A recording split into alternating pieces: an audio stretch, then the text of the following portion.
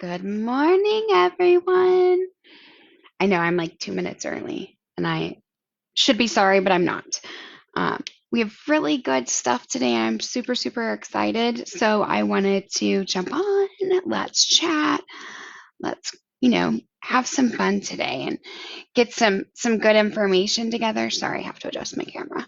Um, so today we're just talking. Truthfully, we're talking about tips and tricks for grant applications, and it's so important.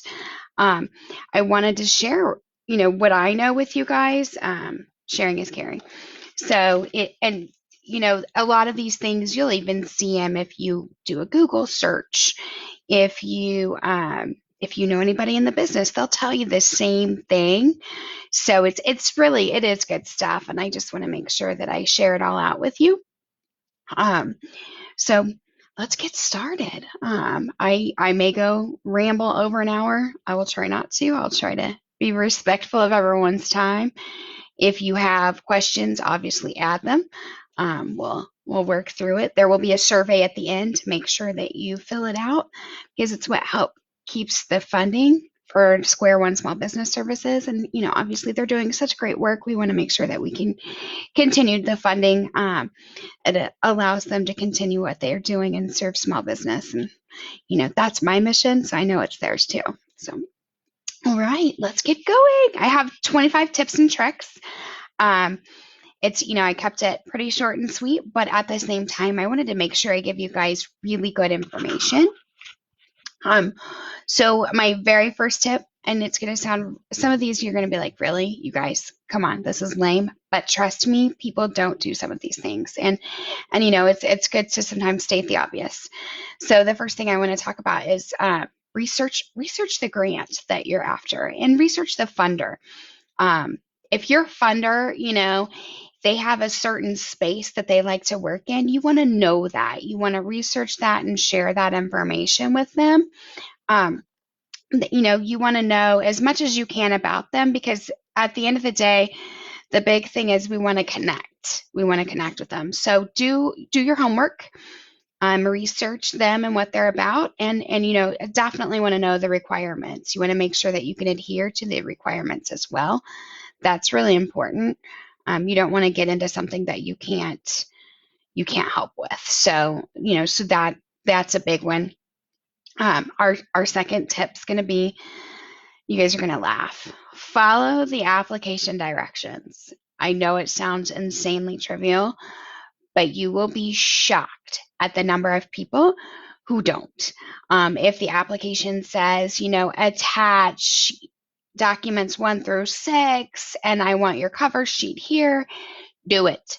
For the love of Pete, do it. Because if you don't, what happens is the first thing they're going to say is, well, yeah, I can't read directions, so why would I help fund you? And I can't blame them.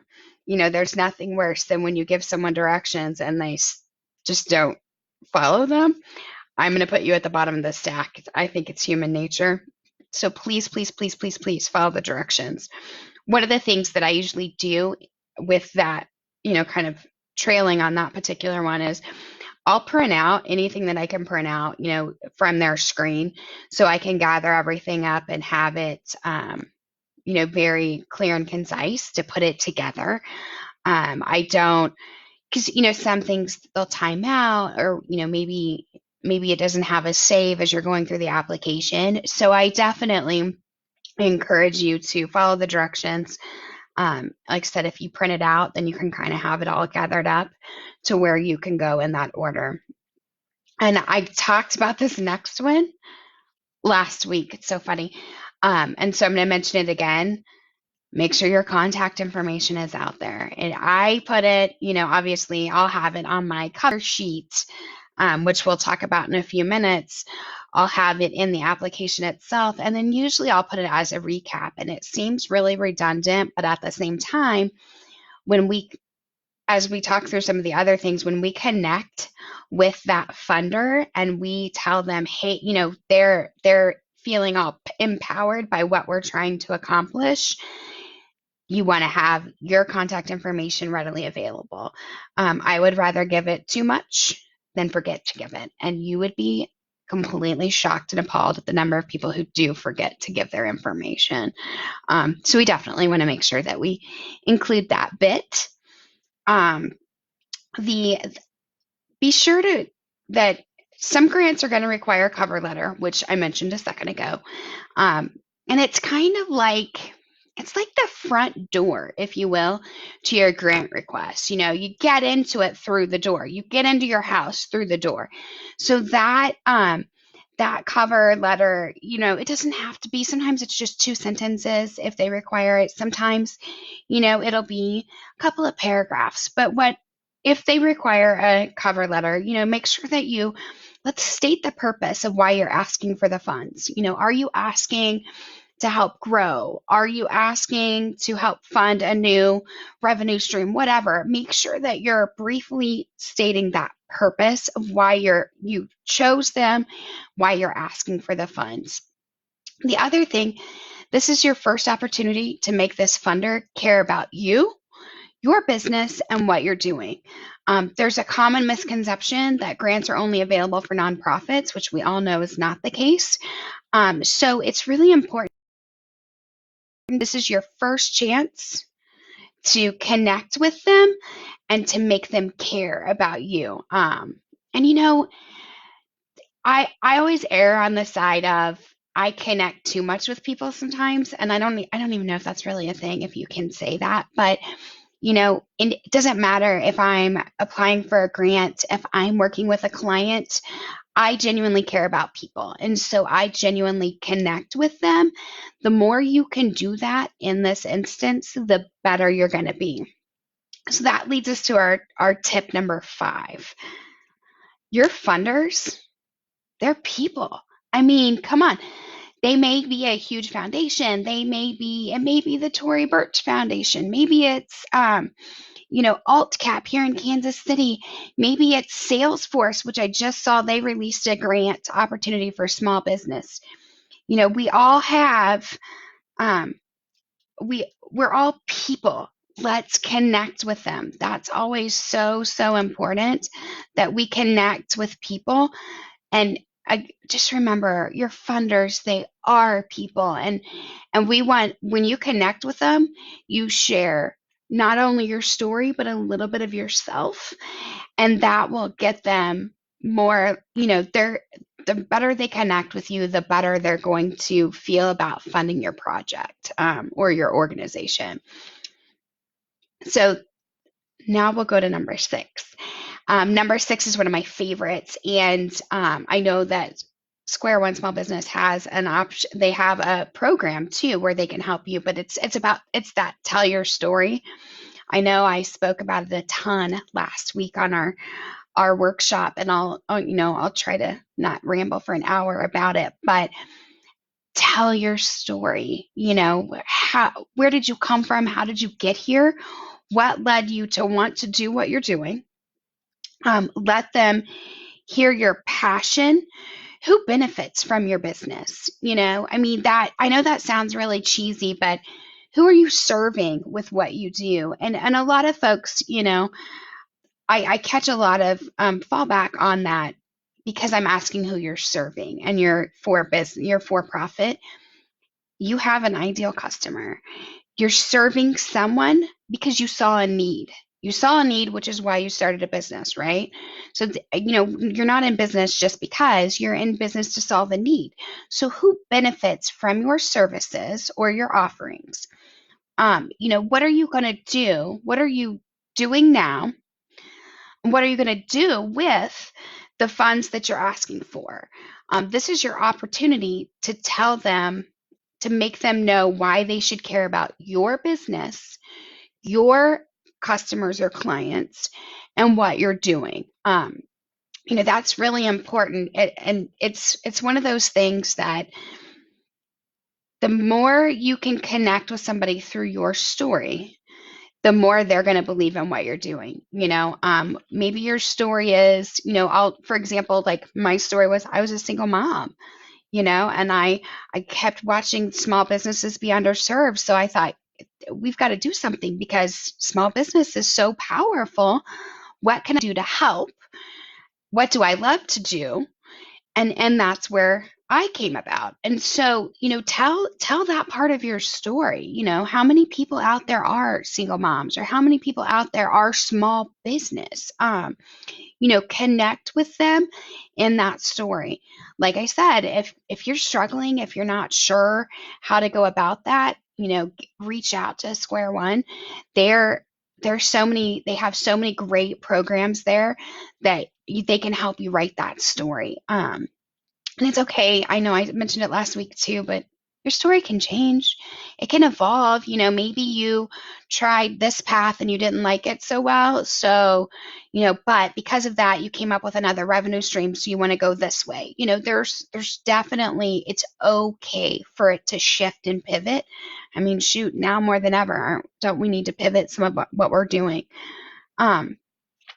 So number 7, it's going to piggyback off of number 6, and that's the benefits of your organization. What is the benefit to the community, to your customers, by you being in business? That's really important. That may be a weird mindset for some people. I know that, I work with a lot of folks and they're like, what are you talking about? You are crazy. But who benefits from your services? Who benefits from your organization? What do you bring to the table? I mean, I guess that's probably a better way to say it is tell them what you're bringing to the table. They need to, again, they need to love you. With that, the next one is we want to convince that funder that we know what we're doing. We are an expert in what it is we're providing.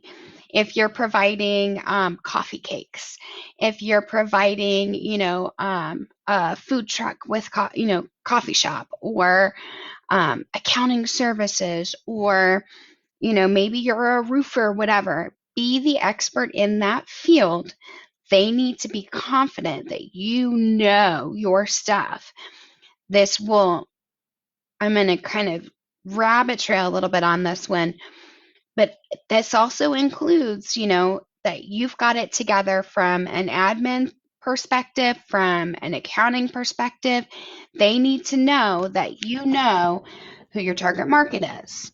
You know how to market to them. They want to know that that, hey, I have to file my taxes. I have to have good accounting records. They need to be confident that you know your business and you know what you're doing.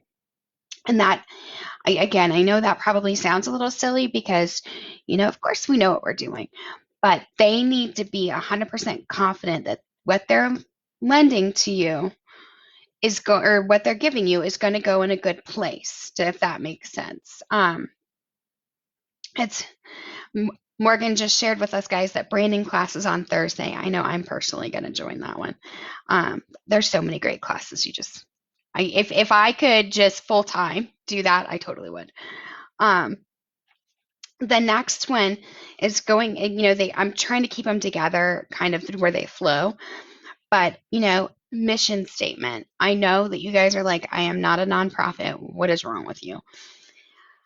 Every organization needs a mission statement. I was actually just writing an article on LinkedIn this morning about it, and communicating with one of my connections about it, because so many folks have that mindset. Oh, a mission statement's for nonprofit. No, it's really not.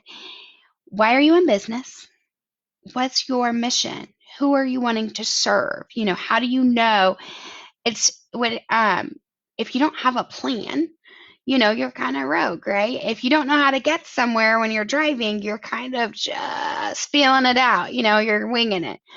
You don't want to wing it. You need a mission statement. And it's, I think that with your branding class on Thursday, if you don't have a mission statement, I think you could come away with one from the branding class as well, because it's really about thinking about who you're serving and how you're serving. That mission statement is really, it's powerful, you guys. And I personally, I have mine printed on the wall. I keep it there to keep me focused too. It does a lot of things that that we don't maybe think about or think through, that it really is a benefit. even just on the days when it's like, man, business sucks, it's crazy, I'm exhausted, my mission statement being on my wall is just another like reinforcement of why I do what I do. So, again, maybe a little too personal for you guys, but it's really helpful. And I know you guys, I know I hear it all the time. Like, you are so delusional, Stephanie, that I don't need a mission statement. Trust me, you want one.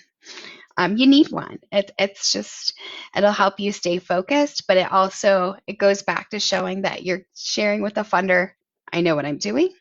I am organized. I have it together. I have a mission. Here's my mission. Here's who I'm serving. So number 10 is usually one of the bigger ones for small business, and it's a big one for grants. That one is going to be, let's make sure that you have a budget for what you're requesting, right? We want to make sure that you know that what you're requesting from a funds perspective, or if you're trying to maybe expand that segment of your business, whatever you're requesting, have a budget for it. And it could be, maybe it's just your annual budget. If you don't have one, let's talk about that. I promise you there's a class for that. If there's not, we'll make one. But the budget is, it goes back to, again, we're showing them we know what we're doing, but it's also a plan. So many businesses die from within because they don't have that structure. It's something I've seen for the last, I've been in business since 2008. So it's something I've seen for a very long time in working with small business. But and you'd be shocked, even my 10 million in revenue clients, they don't set a budget. I'm like, how do you not know what you're doing? How do you know where you're bleeding or not? So have a budget for what you're asking for. They want to see how it's going to be spent. Then we get into the good stuff, the really good stuff. Share your successes. Share your track record. They want to see that. And this is a big one. This is what's going to put you to the top of the stack.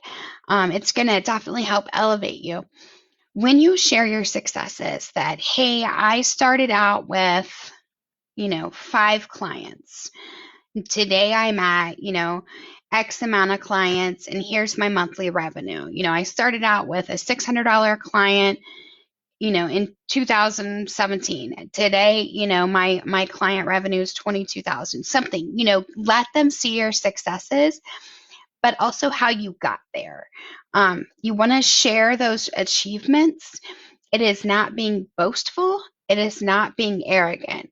What it is doing is it's showing them that you're serious about business, you're good, and you make things happen. A funder wants to give somebody money that's going to do something good with it and make things happen. They do not want to give it to somebody who's going to be frivolous and not, hold up their fiduciary responsibility for that grant. I think that's hard for a lot of people because we are taught that that's arrogant, that we don't speak about ourselves like that. But trust me, it is not. You share those wins, you share those successes. I encourage you to do that outside of here as well. Share it on your Facebook page, share it on your LinkedIn, your website. Those things help people have faith and confidence in you. So share, please, please, please share those successes. Tag me in them, share them. I will share them with you. I'll be your biggest cheerleader. That's what will help elevate you in this process. Now, for number 12, what makes you special? You need to share with them what makes you special. If they have the option to talk to 20 grant recipients, what makes you special about them? What elevates you above your competition? What elevates you above the other folks who want these grant funds? I promise you what you're doing is special, and that may be a hard one to tap into. Again, I think that branding class will help you with that. But think about what makes you special. Why should they, again, give you money? Number 13 is a big, big one. This is probably the most challenging one, in my opinion, especially as a small business owner, because we may be asking for grant funds to just get by, or, maybe we're trying to hire somebody, whatever. You need a timeline for your what you're working on. So it needs a clear beginning and ending. That's where it gets a little gray and a little muddy. How do we have a timeline for I'm applying for a grant because I want to keep my doors open? In light of this COVID stuff, I want to keep my doors open. So how do I have a timeline for that? That's a tough one, and that one's kind of muddy. So I definitely I suggest you do the very best you can. With that, you can say, you can start with, here's the day my business was impacted. Here's, how long I expect to be able to make it with current resources. With your assistance, I expect to be able to weather the storm, and here's when I expect that we'll come out of this. Um, this requires a little bit of out of the box thinking, but I definitely think you can do that. And it's so, you're not being misleading or anything like that. This is one, if if you want to bounce it off of somebody, holler. I'm sure that the Square One group is available. If not, holler at me. Let's kind of talk through your timeline. That one, that can be truthfully, I think that can be the trickiest one in what we're doing, because sometimes it's hard to put a measure on that. So definitely let's, you know, and maybe you talk to your mom or your dad or, your favorite customer, but definitely talk it out and let's come up with a timeline. It, Again, it goes back to it's showing that you know what you're doing, and that funder needs to be confident in you, as confident as you are in you. And if you're not confident in what you're doing, then let's build you up so you are. um, Number 14 is probably the dearest to my heart, but we all know that I'm a super nerd when it comes to accounting and finance. So we need to tell a clear financial story. Um, you know, we'll speak about it first outside of this current situation, and that, you want to share back to telling our story. Now we need to tell it in our numbers. Now we need to show them we started with nothing, or we started with this investment initially. Here's where we are today. Here's where we project to be. That financial story, when they've got people who are, they're good at what they do, right? When they look at your profit and loss and your balance sheet, that's going to tell them a story. That's going to let them see your trends, or, your strengths and weaknesses. I know it sounds ridiculous, but it's really not. I swear. Um, I look at organizations all the time when, if I'm talking to somebody new and maybe going to have them become a client, that's the first place I look, because I want to see, can they afford to continue? Are they a going concern? Meaning, are they going to stay in business, or is this a model that's just not going to work? So you have to tell that clear financial story. Don't fake it by any means, but be clear with it. They need to be confident in that story. If you want another set of eyes just to look at that story, holler. There's classes at the library. There's I'm happy to look at it for you and just say, I just looked at Woman's Financials on Thursday, who was applying for a grant. And I said, I love that you have everything in here, but let's talk about this, because your balance sheet doesn't make sense, nor does your profit and loss. You can't have negative expenses. You can't, chances are you don't have a negative bank account, just things like that from a quick cleanup.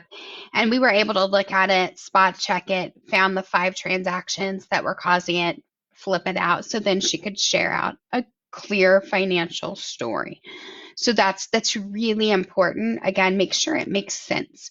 they're going to have experts looking at it. You want to make sure that what you're giving them tells your true story. Number 15, you this is kind of a tough space for me, because I'm all about tangible, but you need to provide tangible benefits from your organization. Going back to when we spoke, what number was that? Number 7, about the benefits, who benefits from your organization. Now we want to tell them, provide some tangible benefits. You can't just say, hey, I make the best coffee. Give it some tangible proof. This will piggyback in with some of your successes. Maybe you won awards. But the tangible benefits from your services, your organization. Maybe you've pivoted because you are a food truck, and now your tangible benefits are that you're able to supply and provide, meals for our first responders. Those are important pieces.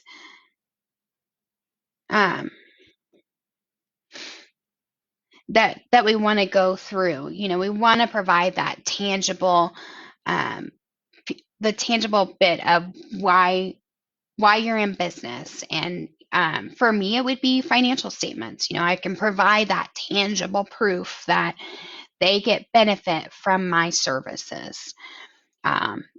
Does that, I guess I'm going to pause. Does anybody have any questions? And does that make sense? I know that can be, like I said, that's probably the space that I struggle with the most. So does anybody have any questions so far?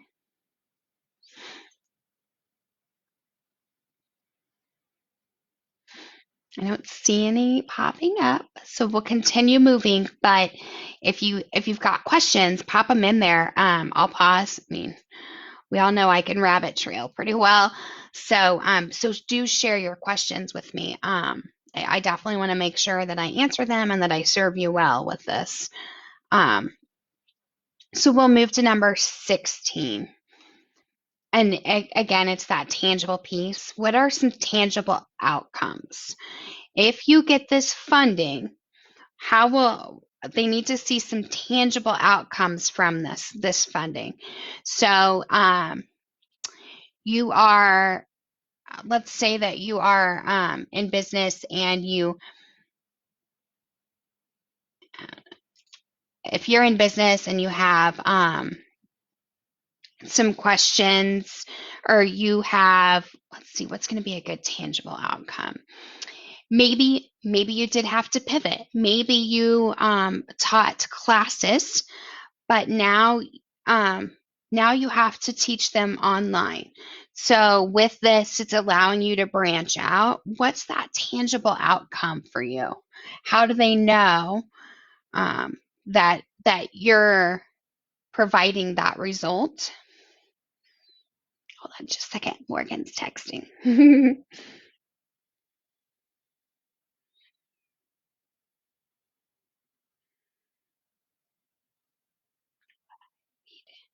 Okay, sorry guys.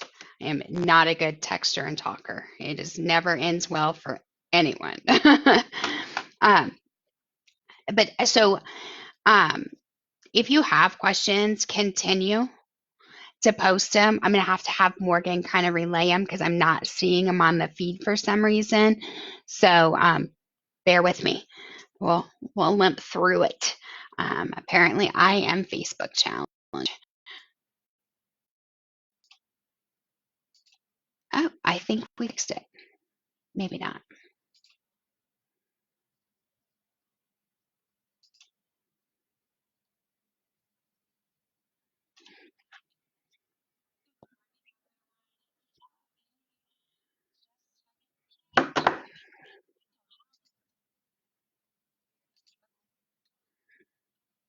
Okay.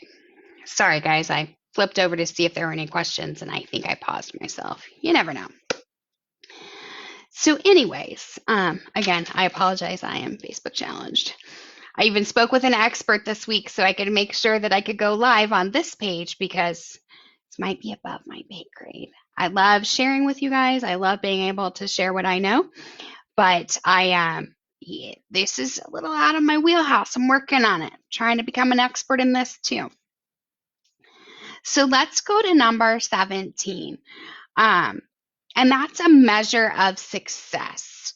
This is going to, again, piggyback with our tangible benefits of our organization, tangible benefits or tangible outcomes. What is the measure of success? How do they know that you have succeeded with what you've set out to do? And it has to be something measurable. It goes back to that classic goals, keep it simple, stupid.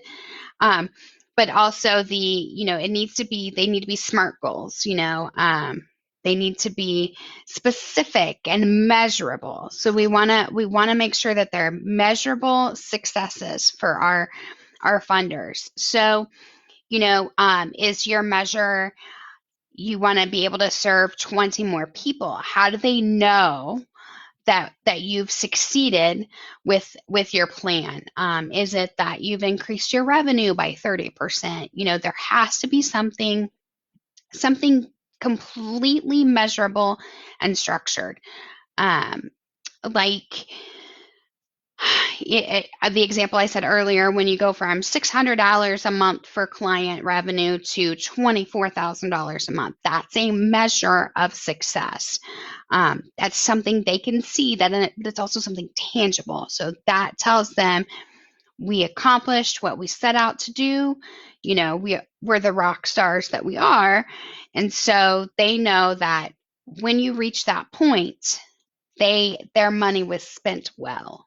That gives them that measure. So now we get into, as I go into number 18, we kind of get into what seems somewhat counterintuitive in some pieces. Most grant funders do not want to be your only source of funds. They don't want to be that you need to show that you have other ways for money to come in, be it your revenue, another funder. They need to see that what you're pooling together is not just them. They want to know you have skin in the game and that you're doing your full effort to make this work.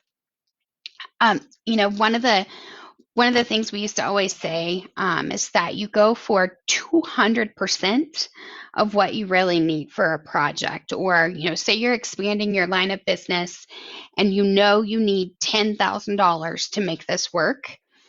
You want to go for funding sources for 200% of that. So you want $20,000 that you're going after, because reality is you're probably not going to get a yes from everybody, right? So they want to know that there's more than one source to this. So that kind of flows into my number 19, that they don't want to be your only source of funds. And it makes sense. It's just like when you buy a home, you have to have your down payment. It's any lender or grantor funder. They don't want to be all your eggs in one basket. They need to know that there's balance. I personally have said, and even I learned it actually, it was taught to me back when I was controller at Habitat for Humanity, that we didn't want our revenue to come from, or grant funding from, any one source could not be more than 33%. Because what happens is you're not elastic. If you have a revenue source that's more than 33%, if that fails, if something happens, COVID happens, whatever, and you lose that, say they're at 60%, now you've just set yourself up for failure. So now you're really scrambling to try to figure out, okay, how do I come back and rebound from losing 60% of my business? And funders look at it the same way, that they don't want to be your sole supporter. And it does make sense, it does. I tell my kids that for college, or for, just even their savings. I have one daughter who's married, and I'm like, listen, you both have jobs, but what are you doing? What do you have saved up if something is is lost. It's the same principle. We want to make sure that they want to make sure that it's by them not giving you the money that you're not going to make it work, but because they want to help support you, they don't want to be the only support for you, if that makes sense. Um, that's and like I said, that's a tough one because sometimes it's hard to think at that level, but it is really important for them to see that, hey, not only am I asking you for this is what I'm doing. I've applied for this grant, this loan, this, I have this much revenue. Here's what I have in savings. They want to know where everything's coming together from. And so let's talk about number 20 is you want to provide long-term funding plans in this grant application. You want them to know that if they don't fund you, you're not going to go out of business. You have a long-term plan, but because they want to know that that business continuity is there. They want to know that you're going to continue to go, but they also want to know what you have in the pipeline, for lack of a better way of putting it. What do you have working that that's going to keep them interested, keep your doors open? How do you expect to spend the next 2 years, 5 years, 10 years, with your organization? So it does, the funding plan, not just for today, or, this year, then you want to also provide, it's my tip 21, so they kind of go hand in hand. You need to provide your growth plan. Let's forecast out, you add this line of business, here's what you expect, and have a forecast. Some folks call it pro forma balance sheet and income statement, but have it forecasted out that here's what I expect with, so they can see that by giving you this money, we are going to go from here to here with that information. And that goes back to, it's going to show them, you know what you're doing, you're an expert in what you do, and you're going to make it work. That's really, really important. I think that can be challenging for some folks. I put together a template, oh gosh, probably 4 years ago, for a nonprofit there in Kansas City. And I just, said, here's how you're going to back into it. Here's what your costs are. Here's what, we expect your revenue to be. But then I formatted it so they could increase it, they could roll it forward. So you can do it in Excel that, you're going to take that column and add 10% year over year, or whatever you want your growth rate to be. That's what I created for them, and just to make it easy for them, but that allowed them to kind of do some financial modeling and projections to see, okay, if we increase our revenue by 30%, next year, what's that going to do to our bottom line? What does that allow us to do and expand services? I personally have mine projected out for 3 years because I know where I want to be, and that way I can continue to grow it and scale as we go. Now let's get into kind of just some basic housekeeping, but also, just being a good steward of money and your funder and what we're trying to do. So you're going to laugh, you guys. For my tip 22, proofread. For the love of Pete, proofread. And not just proofread, but I want you to read what you've written out loud.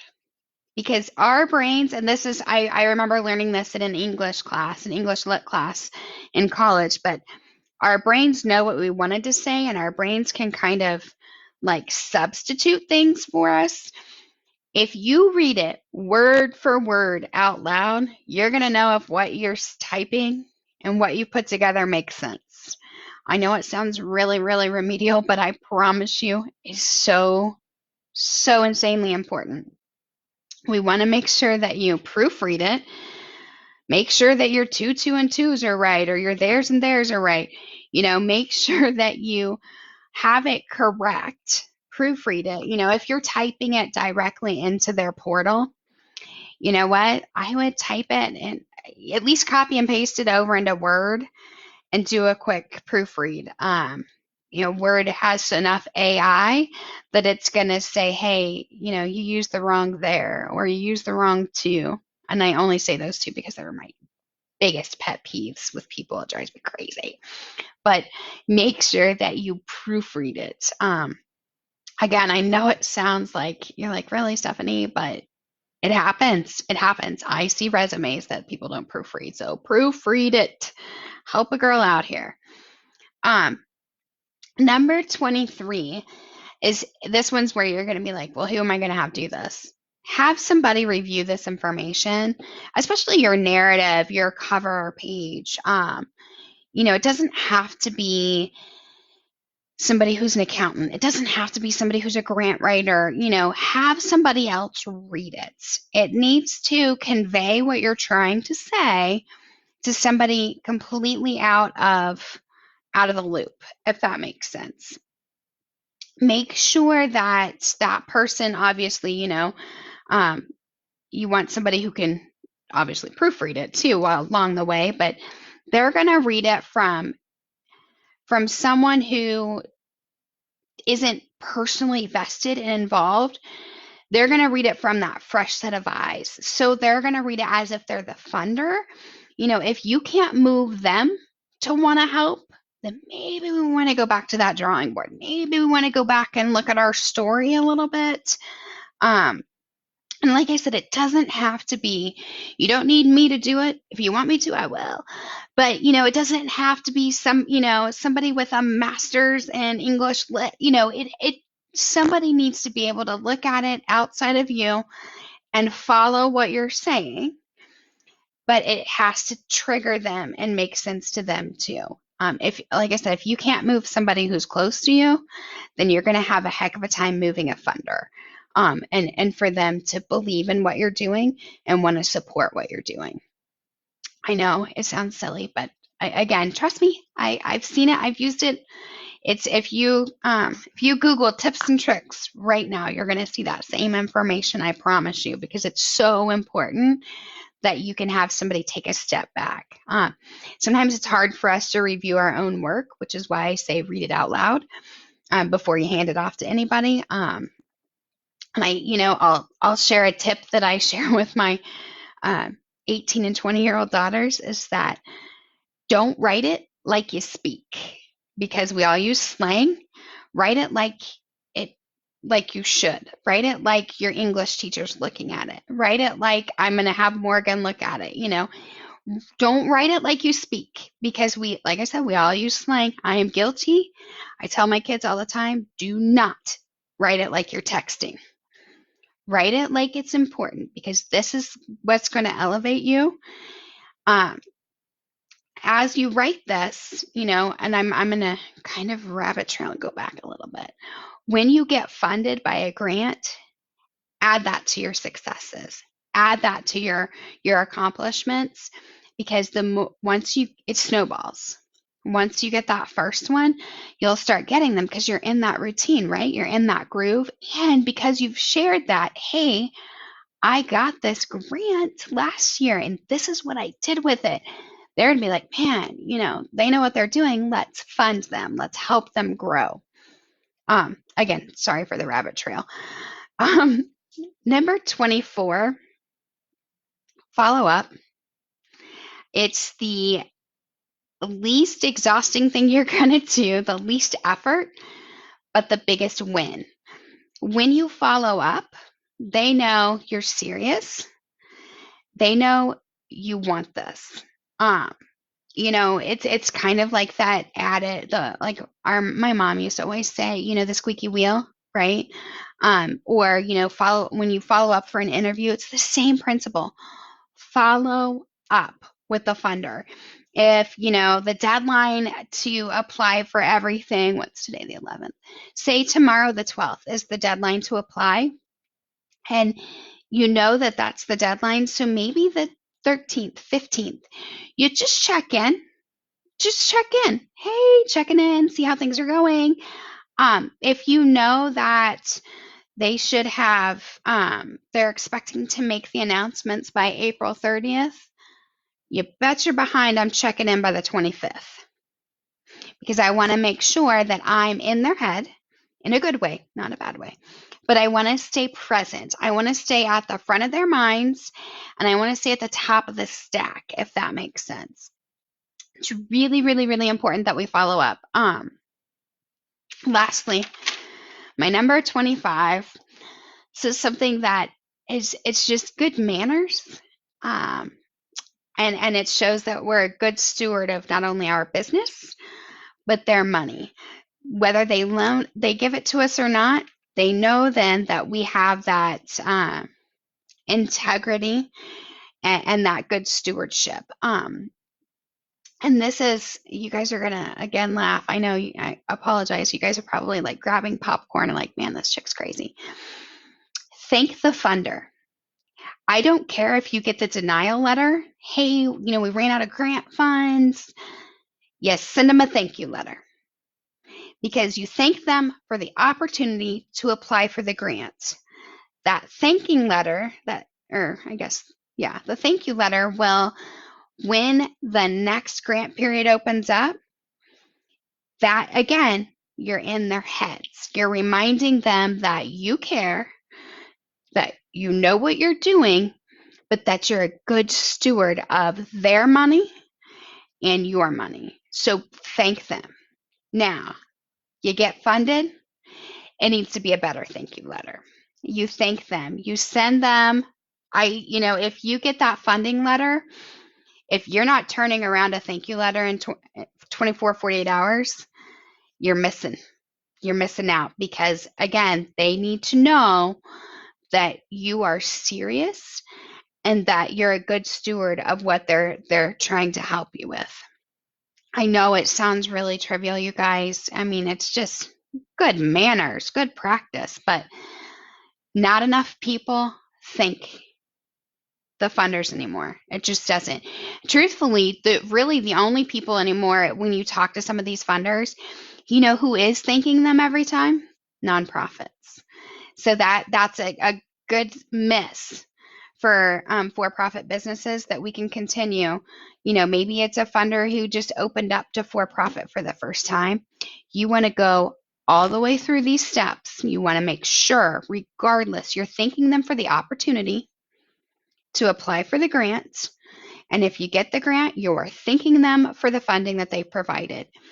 That, that will be your number one. If you get the grant, you will have, even if they say the grant requirements are very minimal and you don't have to give them success measures when you've accomplished your goal, or, how you've used their funds, send it anyway.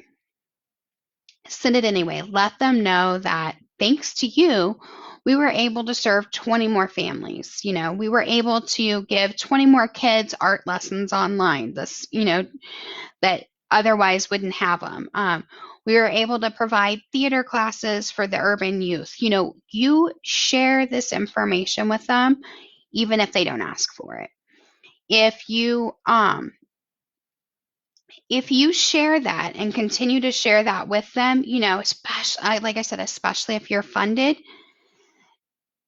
whether they ask for it or not, they're going to appreciate that.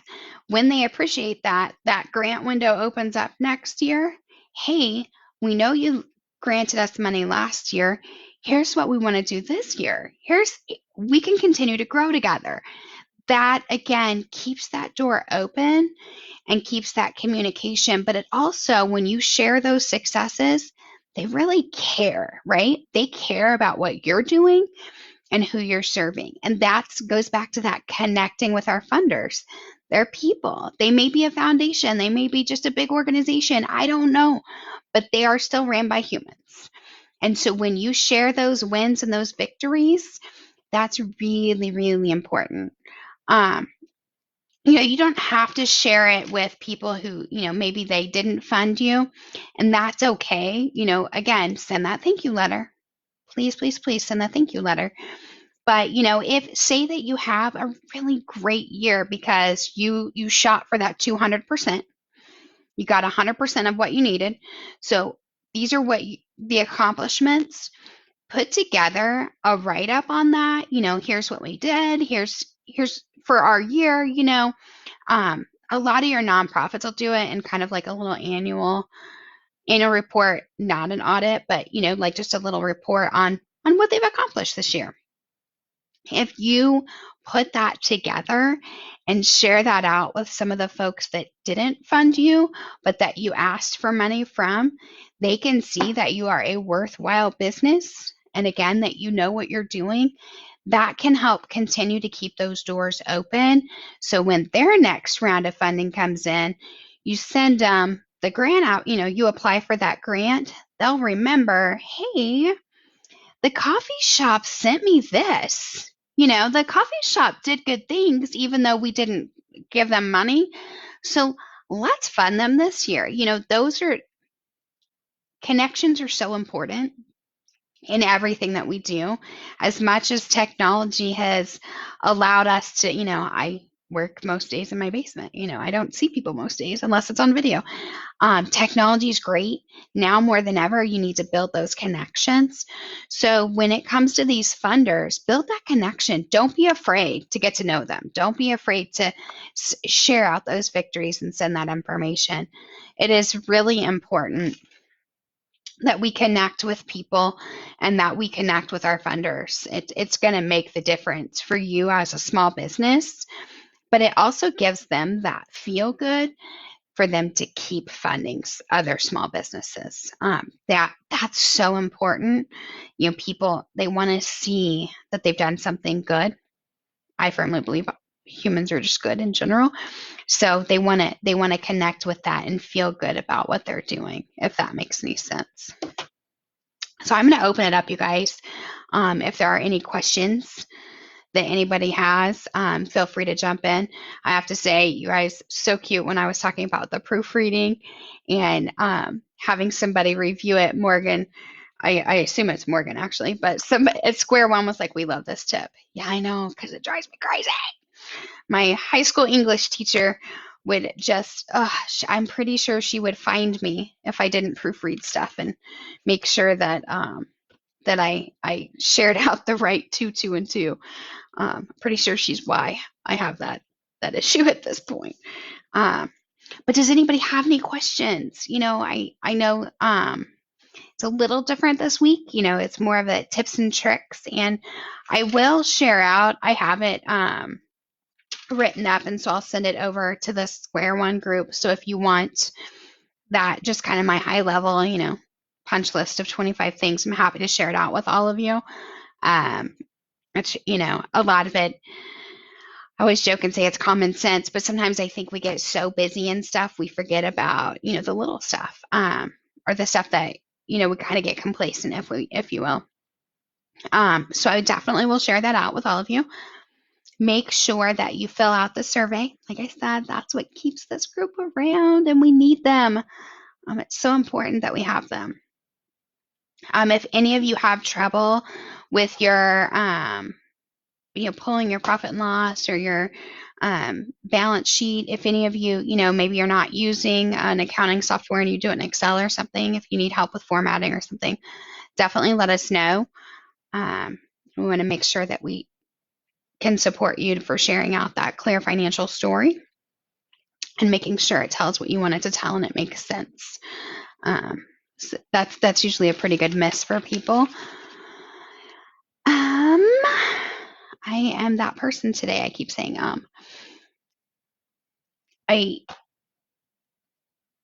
they're going to load out the survey in just a second, so that you guys will be able to click on that and make sure that you do.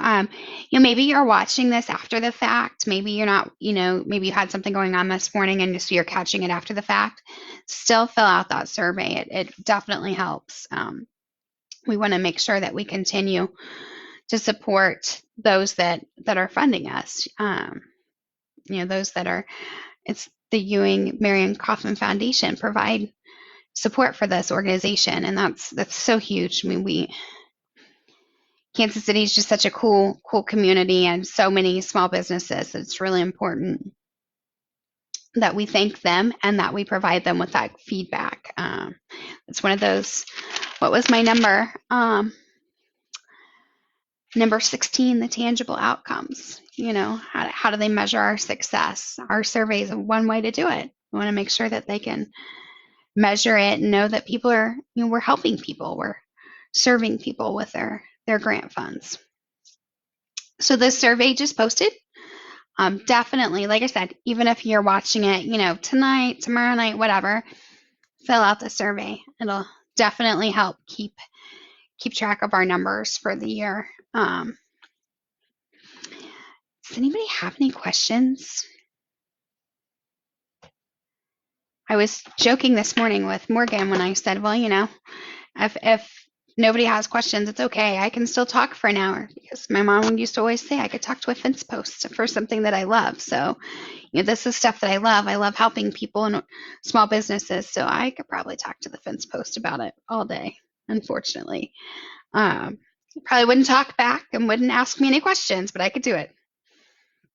I do still have 4 spots available for one-on-one appointments. We can talk through it. I've already met with one woman. I'm so excited.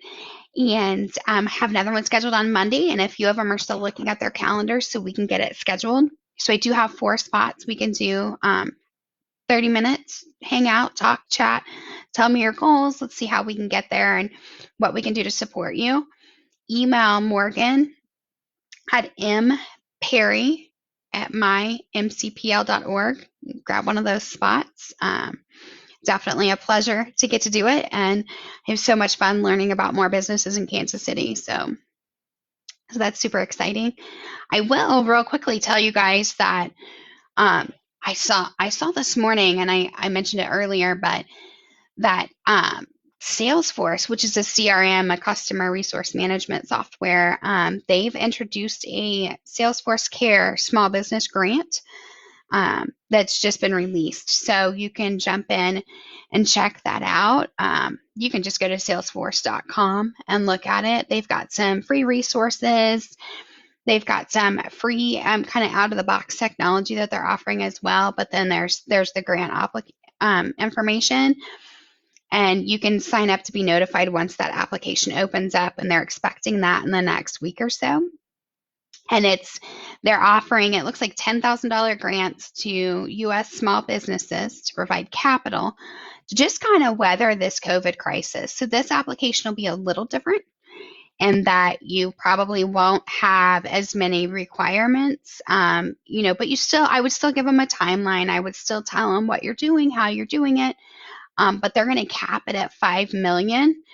So it's definitely an opportunity to use the tips and tricks we've talked about, and an opportunity to apply for a grant for $10,000. I've not seen a lot of traction as far as advertisement on this specific grant yet. So, and it looks like it's going to open up next week. So it does not hurt to fill it out, you guys. And the fact that they're saying their grant is to weather this current COVID-19 crisis, and not, specifically for we want you to grow your business 30% or anything like that. This would be a really good opportunity to jump in on that one. Like I said, salesforce.com. You'll see the blog post for it. Jump in on that. It's to apply for the grants free. Yes, it'll take you a minute to gather your stuff up and your thoughts, but to apply for it's free. It will not hurt. And if it opens up, maybe it opens up Thursday or Friday, you can do that branding class here, so you can have help with your story and all of that, have it ready to go for this. I think it would be a really great opportunity for all of you to just, it doesn't hurt. Say that it takes you, let's say it takes you 2 hours.